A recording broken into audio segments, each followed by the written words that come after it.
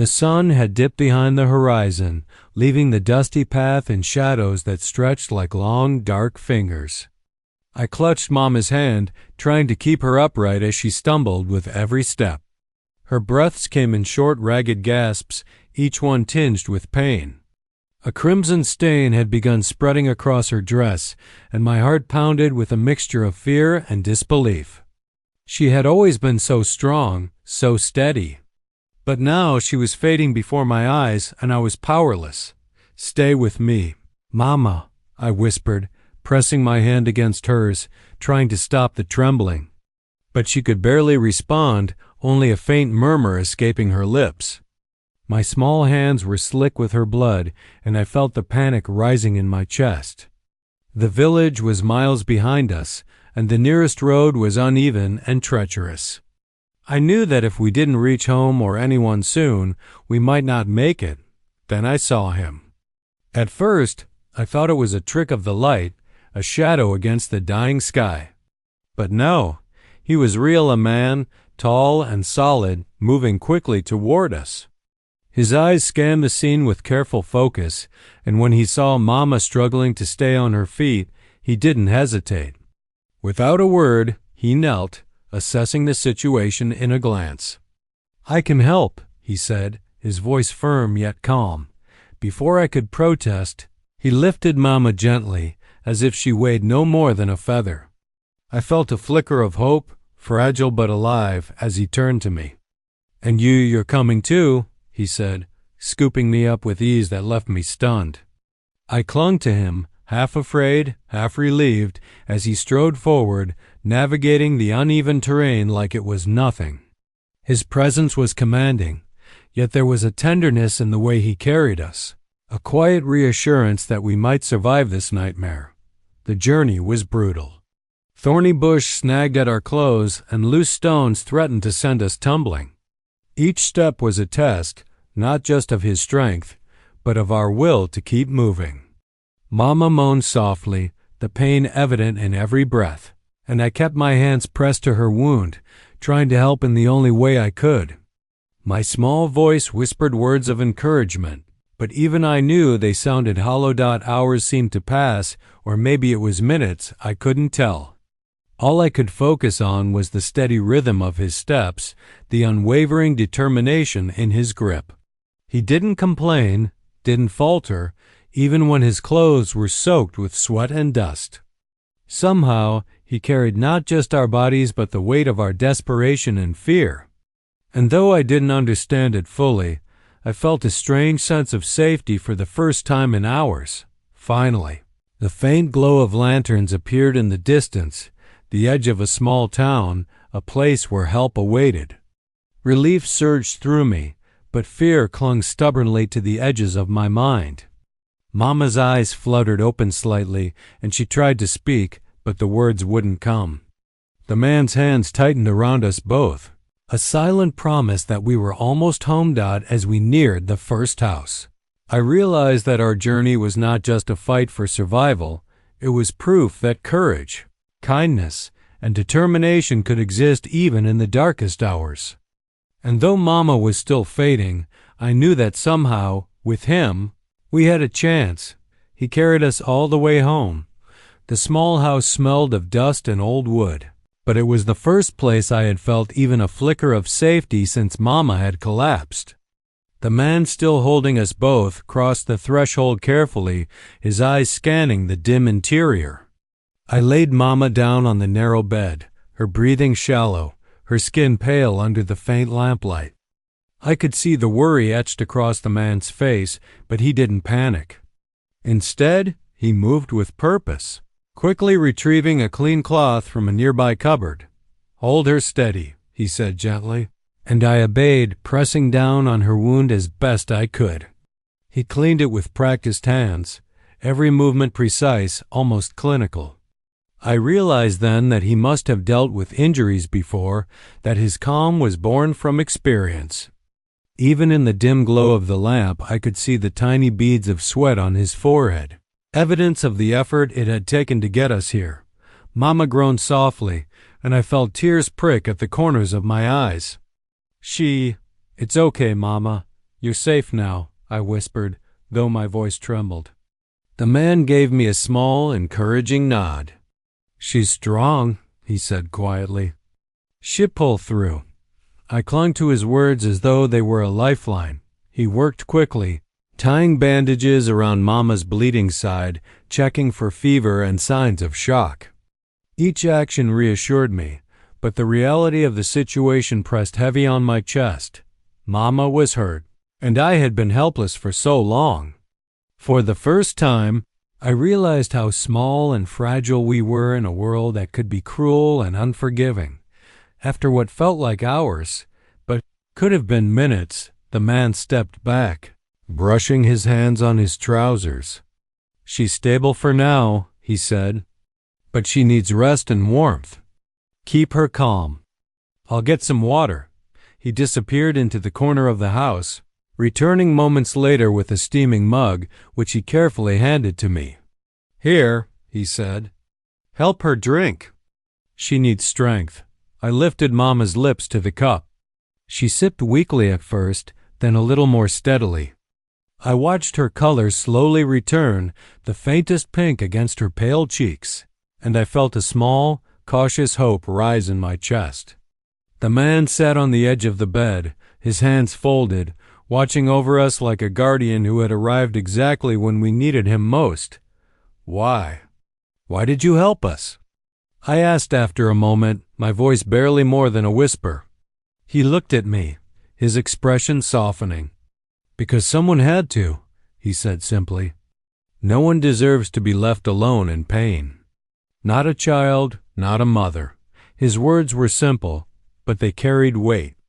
I had never known such selflessness before, and I felt a warmth bloom in my chest that had nothing to do with the fire in the hearth that the night stretched on. The only sounds are quiet breathing and the occasional shuffle as he moved about the room, fetching blankets and water, making sure Mama stayed comfortable. I watched him, mesmerized by his care, and I realized something profound. In a world full of uncertainty, courage and kindness could still shine through by dawn. Mama stirred more strongly, her eyes fluttering open, a weak smile touching her lips as she saw us both there. Relief flooded through me, and I felt gratitude deeper than words could convey. And though the night had been long and terrifying, one truth remained clear. We had survived not just because of luck, but because a stranger had carried us through darkness with strength, heart, and unwavering determination. And I knew, somehow, that our lives had changed forever. Morning light filtered through the thin curtains, painting the small room in muted gold. Mama lay quietly on the bed, breathing more steadily than the night before. Her eyes opened slowly, and when she saw me sitting at her side, holding her hand, a faint smile tugged at her lips. Relief washed over me, mingled with lingering fear. We had survived the night, but I knew the journey was far from over. The man sat in the corner, watching us, a silent guardian whose presence had become as familiar as the air in the room. He was quiet, but his every movement radiated calm authority.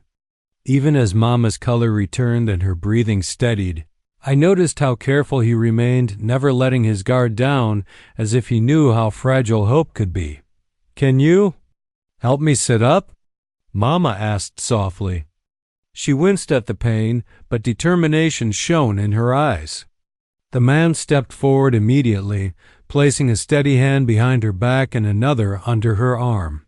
Together they eased her into a sitting position. I held her other hand, offering what comfort I could. Even the smallest gestures mattered now. Once she was settled, he gestured toward a chair. "Sit. You need rest too," he said to me. I obeyed, but my gaze never left Mama. He handed us both cups of tea, steam curling into the air like a promise of warmth and healing. The room felt safer somehow, as though his presence alone could keep the shadows at bay. We began talking softly, recounting what had happened the day before. Mama's memory was hazy, blurred by pain and shock, but the man listened patiently, never interrupting, never rushing. His eyes reflected understanding, not judgment. And I realized something I hadn't before. We were no longer alone in facing this. When the tea was finished, he helped Mama lie back down, adjusting the blankets around her. "You're strong," he said quietly, looking at both of us. "Stronger than you realize. But don't try to carry it all yourself. You have each other and me now too, if you'll let me help." I felt a lump in my throat, a mix of gratitude and awe. It was rare to meet someone whose courage came without demand, whose care required no repayment. The hours passed slowly. I sat beside Mama, watching the rise and fall of her chest, and occasionally glanced at him as he moved quietly around the room tidying, fetching water, checking the bandages. It was in these small acts that I saw the depth of his character, steady, reliable, and attentive. I felt a growing sense of trust, a bond forming that went beyond words. By afternoon, Mama was able to sit up again, though carefully, leaning on pillows for support. The man suggested a short walk outside just to get fresh air. With my arm around Mama's shoulders and his steady hand guiding her, we stepped into the sunlight. The warmth of the day, the gentle rustle of leaves, and the sound of birds felt miraculous after the terror of the previous night. I glanced at him as he helped Mama along the uneven path, and for the first time I allowed myself to imagine a life beyond fear. Maybe we would survive this, not just physically, but emotionally. Maybe we could trust again, and maybe we could learn that even in the darkest moments, human kindness could shine brighter than any shadow. As we returned inside, I realized that the bond we now shared, Mama, me, and this man, was more than survival. It was the beginning of something new, fragile, but full of promise. And I knew, deep in my heart, that whatever challenges lay ahead, we would face them together, because he had carried us home once, and he would carry us again if we needed him. Days passed slowly, but steadily, and with each sunrise, Mama regained a little more strength. The bruises and bandages slowly became less conspicuous, replaced by the quiet determination in her eyes. I stayed close to her, my hands always ready to assist, my heart constantly alert to her needs. But the man, our mysterious guardian, remained the steady center of our fragile world. Every movement he made carried an unspoken reassurance. We were safe, and someone was watching over us. By midweek, Mama could sit up for longer stretches, talking softly while I tended to chores and small meals. She laughed quietly at times, a sound I hadn't heard in weeks, and it filled the room like sunlight through a cracked window. The man would occasionally smile at her recovery, but he never lingered over praise, as if he wanted us to discover our own strength. I watched them together and realized that his presence was more than protection. It was an invisible thread weaving hope into our lives. One afternoon, while Mama rested, I finally dared to ask the question that had been burning in my mind. "Why? Why did you help us that night?" My voice trembled slightly, betraying a mixture of curiosity and caution.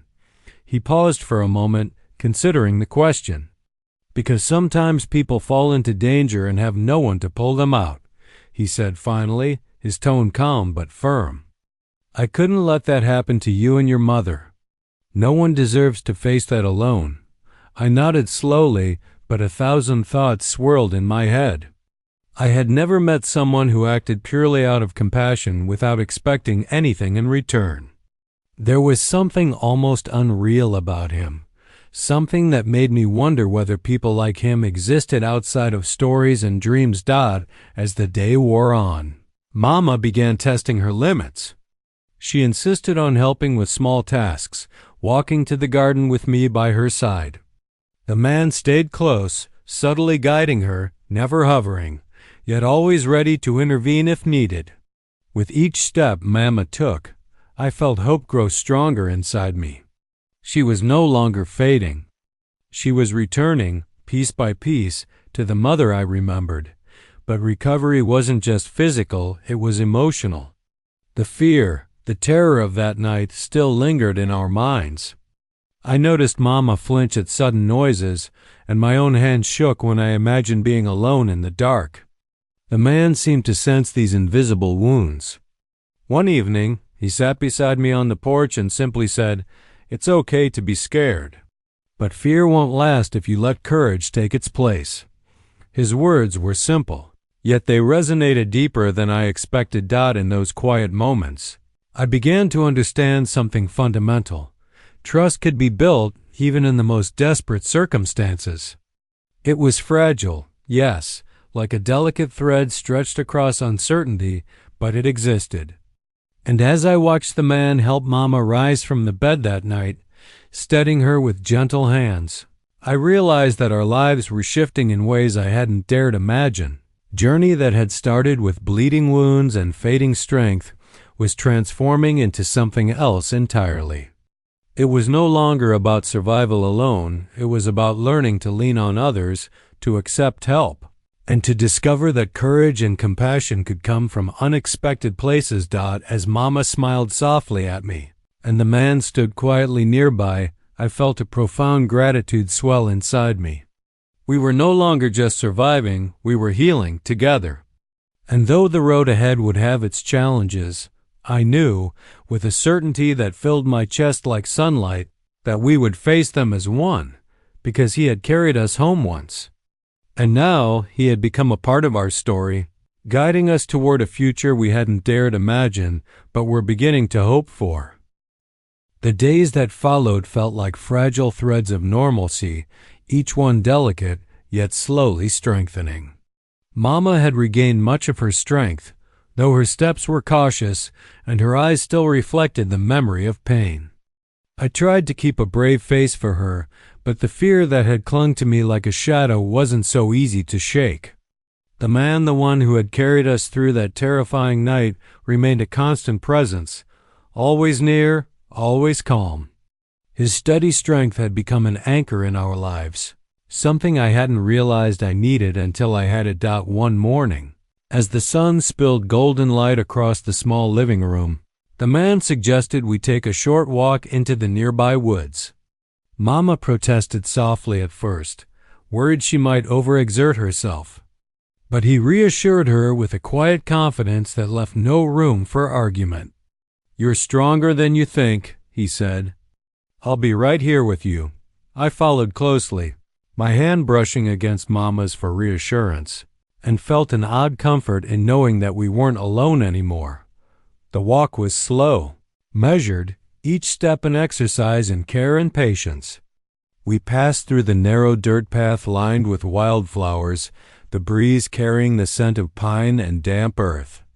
It was peaceful, almost surreal, after the chaos and terror we had endured. I glanced at the man from time to time, noticing how he seemed to move instinctively around Mama's needs, adjusting his pace, offering a steady arm, a word of encouragement. His actions were quiet, almost unnoticed, but they left a mark deep in my heart. As we reached a small clearing, I spotted a cluster of wild berries near a bush. Mama smiled faintly, her first real smile in weeks, and carefully picked a few. The man encouraged her softly, his presence both protective and gentle. I realized then that his care wasn't just about survival, it was about restoring life, about helping us reclaim something we had almost lost, a sense of hope. But life, as it often does, reminded us that danger could appear unexpectedly. From the edge of the clearing came the sound of barking dogs, sharp and urgent. I froze and Mama tensed, fear flickering in her eyes. The man moved immediately, positioning himself between us and the threat. "Stay close," he instructed, his voice calm but commanding. My heart pounded, and yet, somehow, I trusted him completely. The dogs belonged to a nearby farm, their barking loud but not truly dangerous. The man signaled for us to stay calm, and with slow, deliberate movements, he guided us safely past them. Mama clutched my hand tightly, and I felt a surge of gratitude for the man's foresight and bravery. Even in the face of fear, he remained unwavering, showing us that courage wasn't the absence of fear, it was moving forward despite it. By the time we returned home, the sun was beginning to set, painting the sky in fiery shades of orange and pink. Mama leaned on my shoulder, exhausted but smiling, and I could see in her eyes a new determination. For the first time since the night she had collapsed, she seemed to believe that we could endure, that we could heal. The man stood quietly nearby, watching us, his presence a silent reassurance that whatever challenges lay ahead, we would face them together. And in that moment, I understood something profound. He hadn't just carried us home physically, he had carried us emotionally, bridging the gap between fear and hope, despair and courage. That night, as Mama slept peacefully and I sat quietly by her side, I realized that our lives had shifted irreversibly. We were no longer defined by suffering or vulnerability. We were defined by survival, by trust, by the bond that had formed between us and the man who had appeared when we needed him most. And I knew, deep in my heart, that whatever came next, we would meet it not just as survivors, but as a family bound by courage, compassion, and the unspoken promise that none of us would ever face the darkness alone again.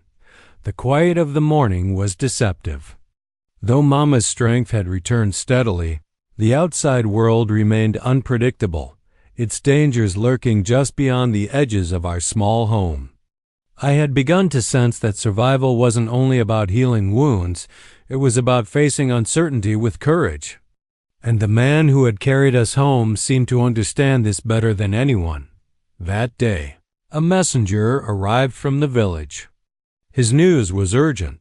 A dispute over land had escalated, and there were people moving dangerously close to our home. Mama stiffened as she heard the words, fear flickering in her eyes despite her improved strength. I squeezed her hand, trying to steady both of us. The man stepped forward, his expression calm yet unyielding. "We'll handle this," he said, his voice carrying an authority that left no room for panic. I watched as he made preparations, moving with quiet efficiency. Supplies were gathered, barriers secured, and we were guided to safer parts of the house. Every action reassured me, but also reminded me how vulnerable we were without his presence. He wasn't just a protector. He was the bridge between our fear and the strength we didn't yet know we possessed. By late afternoon, the tension outside became palpable. Voices rose from the nearby path, rough and demanding. My heart raced and Mama clutched my arm. I felt a surge of helplessness, memories of that first night threatening to overwhelm me. But the man placed his hand over mine, steadying me. "Stay calm. Trust me," he said. And I did, even though my knees trembled. The confrontation was swift. A few men from the village arrived, aggressive and unyielding. They demanded we leave, claiming ownership over land that, in truth, was ours. The man stepped forward, placing himself between us and the intruders. His calm, unwavering presence diffused the situation before it could escalate further. His words were firm but measured, each sentence crafted to command respect without provoking violence. I realized then that courage wasn't always loud. It could be silent, deliberate, and terrifyingly effective. When the men finally left, grumbling but beaten by reason, I sank to the floor, overwhelmed by relief. Mama wrapped her arms around me, tears slipping down her cheeks. I looked at the man, who stood a few feet away, dusting his hands quietly, and felt an emotion I couldn't name fully. Gratitude? Awe?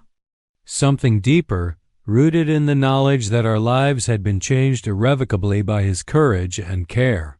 As we gathered around the small hearth, the shadows flickering across the walls, I noticed the subtle ways in which our dynamic had shifted. Mama no longer relied solely on me for comfort.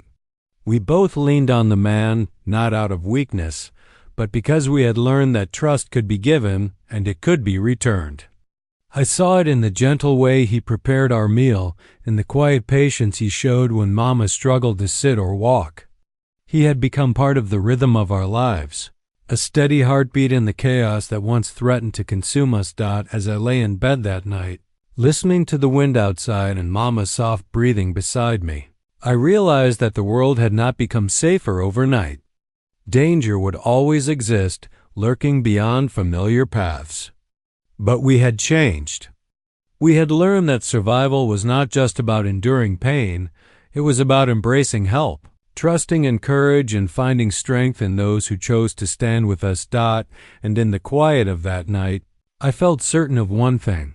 Whatever challenges awaited, we would face them together. Because he had carried us home once, and his strength, his heart, and his unwavering presence had become a part of our lives forever. The following days felt heavier, though not from illness or danger, but from the weight of unspoken emotions. Mama had regained much of her strength, yet her eyes still reflected the memory of fear and vulnerability. I noticed the way she flinched at sudden noises, the way her hands trembled slightly when she reached for objects. And I saw, too, the quiet way the man remained alert, always a step ahead, reading the world with a vigilance that was almost instinctive. One evening, as the sun dipped behind the hills, painting the sky in fiery streaks, I found myself sitting with him on the porch. Mama had gone inside to rest, exhausted from the day's minor chores. The silence between us wasn't uncomfortable. It was full of unspoken questions, of the curiosity I'd long tried to suppress. I keep wondering, I began hesitantly, how someone can just appear when everything is falling apart and not ask for anything in return. My voice was barely above a whisper. He looked at me, his gaze steady, thoughtful. Because sometimes helping is enough, he said quietly. The world is harsh, yes, but there are moments when you can choose to make it less so. You carried hope with you that night, too. You just didn't realize it. And I couldn't let that hope die.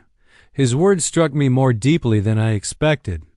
I had been so focused on survival, on fear, that I hadn't considered hope as something fragile yet resilient.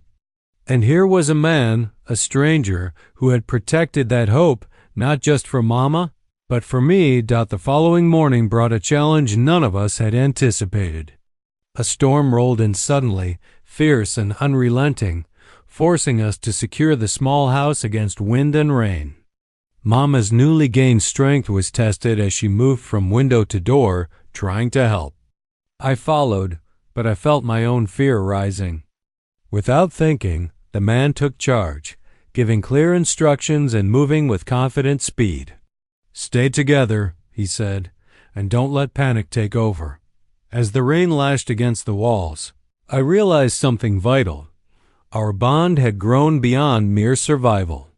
We had become a unit, a fragile, imperfect family bound not by blood, but by courage, care, and trust. I glanced at Mama, who was exhausted but steady, and then at the man whose quiet determination had kept us safe through so many trials. It was clear. We could endure anything as long as we faced it together. Later that night, after the storm passed, the three of us sat quietly by the hearth. The fire crackled softly, shadows dancing across the walls. Mama leaned against me, her breathing steady, and I felt the warmth of her trust. I glanced at the man, and for the first time, I dared to speak the truth I had carried quietly in my heart. "Thank you." "For everything," I said, my voice catching slightly. "For carrying us. Not just that night, but every day since." He nodded, his expression unreadable for a moment, then softened. "It was never about thanks," he said. "It was about doing what was right. And seeing you two safe, that's enough." I realized then that courage, compassion, and love were intertwined in ways I had never understood. They weren't always loud or dramatic. They could be quiet, steady, unwavering. And sometimes, the people who carried us through darkness didn't ask for anything in return. They simply showed us what it meant to be human. As I lay in bed that night, listening to the soft breaths of Mama and the calm, reassuring presence of the man in the other room, I felt a profound sense of peace. Our journey was far from over, but for the first time, I believed we could face whatever came next, because he had carried us home once, and he would continue to carry us, in ways both seen and unseen, for as long as we needed him. The morning light carried a brittle chill, the kind that hinted at change. Mama had regained much of her strength, but there was an undercurrent of unease in the air. Even the birds outside seemed quieter than usual, their songs hesitant. I sensed it before I saw it, the approach of something unexpected. It began with footsteps on the dirt path leading to our home. At first, distant and unthreatening, but growing louder by the moment. Mama's hand found mine instinctively, and I squeezed it, trying to convey calm I didn't feel. The man, ever vigilant, stepped forward, his posture taut and ready. "Stay inside," he instructed quietly, his eyes narrowing as he assessed the approaching figures. 3 strangers emerged from the edge of the trees, faces unreadable but eyes sharp, scanning the house. Their presence carried a quiet menace, and though no weapons were drawn, the tension was undeniable. Mama's breath hitched, and I could feel her fears seep into my own chest. But the man remained steady, his calmness radiating outward, a shield against panic. "Who are you?" One of the strangers called, his tone sharp. "This is private property." "Step away." The man's response was measured, deliberate. "You're trespassing. Speak your business or leave." His voice carried authority, an unspoken warning that went beyond words. I watched, heart pounding, as the strangers hesitated. There was something in his presence, a combination of strength, confidence, and quiet power that made them reconsider their approach. The tension stretched, thick and heavy, until finally one of the strangers spoke. "We're looking for shelter. The storm's coming. We mean no harm." The man studied them carefully, noting the truth in their eyes. After a long pause, he nodded once. "You may wait on the porch, but no sudden moves. Any threat, and you leave, understood?" The strangers nodded, settling reluctantly onto the porch. The storm that had been hinted at the previous night finally arrived, rain lashing against the roof, wind rattling the windows. Mama and I moved cautiously, watching from inside as the man guided the strangers' limited movements, ensuring no harm came to us. His authority was silent but undeniable. Even in the face of potential danger, he remained composed, a fortress of protection around us. After a tense hour, the rain softened. The strangers, their initial hostility faded, offered thanks before quietly leaving. The man watched them go, then turned to us, his expression softening slightly. "They meant no harm," he said simply. "But it's always better to be prepared, to face the unknown with caution." Mama exhaled a long, relieved breath, and I felt the tension ease from my own shoulders. In that moment, I realized something profound. The man hadn't just carried us home physically, nor had he simply healed our wounds. He had taught us how to face fear, how to confront uncertainty with courage, and how to protect ourselves, not just with strength, but with calm intelligence. That evening, as the storm passed and the first stars began to appear, Mama rested peacefully, and I sat on the porch beside the man. For the first time, I dared to speak my thoughts aloud. You've taught us so much," I said softly. "About courage, about hope, about trusting someone when everything seems lost." He looked at me with quiet acknowledgement. "It's not just me," he said. "You and your mother carried hope with you too.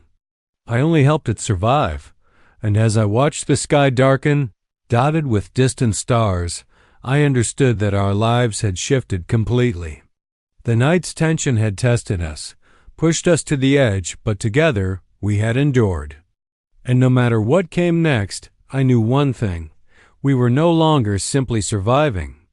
We were ready to face the world together under his watchful, unwavering presence. The days following the storm carried a quiet tension, as though the world itself were holding its breath. Mama had regained most of her strength, walking steadily and tending to small chores, yet I noticed her glances toward the horizon, wary and thoughtful. I, too, felt a strange unease, an instinctual awareness that something unspoken lingered in the air. The man, ever watchful, seemed to sense it as well.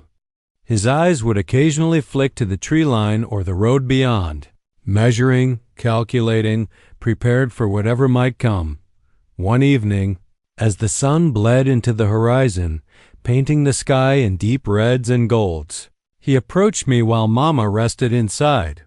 "There are things you don't yet know about what happened that night," he said quietly, a seriousness in his voice that made me pause. "And there are decisions we'll need to face together." My heart raced. For weeks, I had clung to the comfort he brought, the unspoken promise of protection. But now, I realized that safety wasn't absolute, that even heroes bore secrets, and that our journey wasn't over. I nodded slowly, unable to find words, and he gestured for me to walk with him. We moved to the edge of the small garden, where shadows stretched long and thin. The men who threatened us before, they weren't acting alone, he said.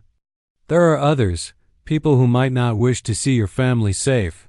His voice was calm, but his words carried weight that sank deep into my chest.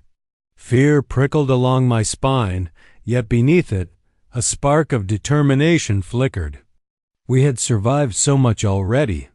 Could we endure this as well? Mama joined us moments later, leaning on my shoulder, her eyes questioning. He looked at her, then back at me. "I've carried you through danger before," he said quietly. "But now we need to carry ourselves and each other. Courage isn't only in action. It's in the choices you make when the world seems uncertain." For a long while, none of us spoke. The wind rustled through the trees, carrying a faint chill, and the garden felt both intimate and vast at the same time. I realized then that our bond had deepened beyond simple survival. We had learned to trust not only in him, but in ourselves and in each other. Suddenly, the distant sound of movement drew our attention. Shadows flitted at the edge of the trees, cautious, deliberate. Mama gasped softly, but the man's presence remained a solid anchor. "Stay together," he instructed. "Do not panic. Watch carefully." We obeyed instinctively, hearts racing but minds focused, understanding that fear could not control us. As the figures approached, he stepped forward, commanding yet controlled, words precise and deliberate. The confrontation, though tense, ended without violence. The strangers moved on, but their passing left a mark. The world outside our small home was unpredictable, and safety was never permanent.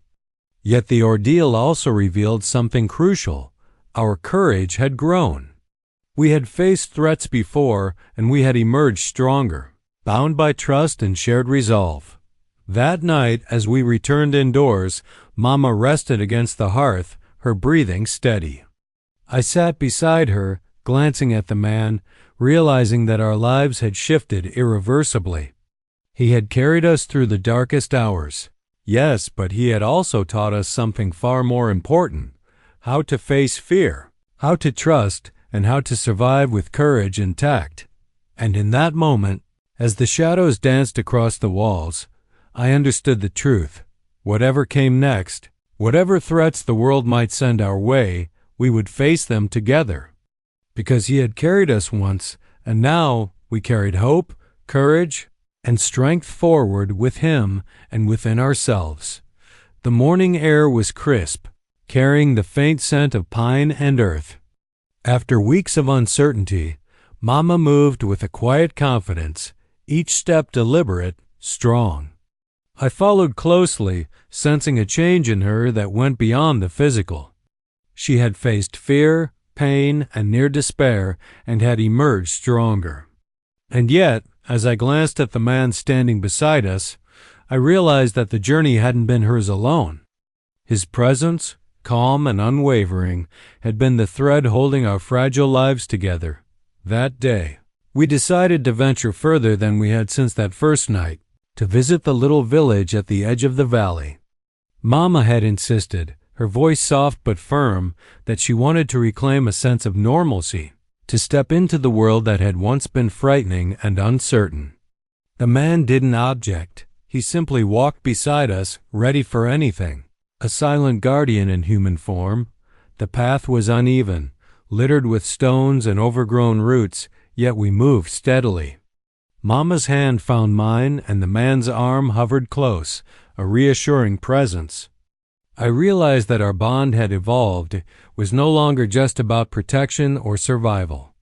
It had become a shared trust, a mutual commitment to face life together, no matter the challenges. As we reached the village, people glanced our way, some with curiosity, others with concern.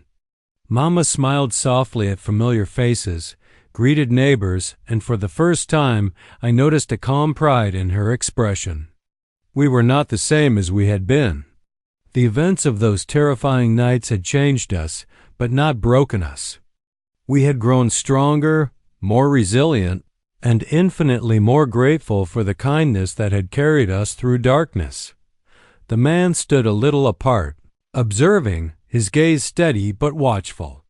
I wondered what he thought of all this, of the small village, of our lives slowly returning to something resembling normalcy. Then he turned to me, his eyes meeting mine, and I felt the weight of unspoken words. He didn't need to say anything. I understood. He had carried us through more than physical danger. He had carried us through fear, doubt, and despair. Mama turned to him, her eyes shining.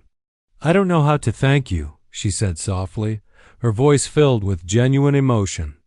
"You saved us, not just our lives, but our hope." He shook his head gently, a small smile tugging at his lips. "You don't need to thank me. All I did was carry you when you couldn't carry yourselves. The courage was already there. I just helped you find it." I felt tears prick my eyes as I looked at both of them. The journey had been harrowing, terrifying, and at times seemed impossible. But here we were whole, safe, and more connected than ever before.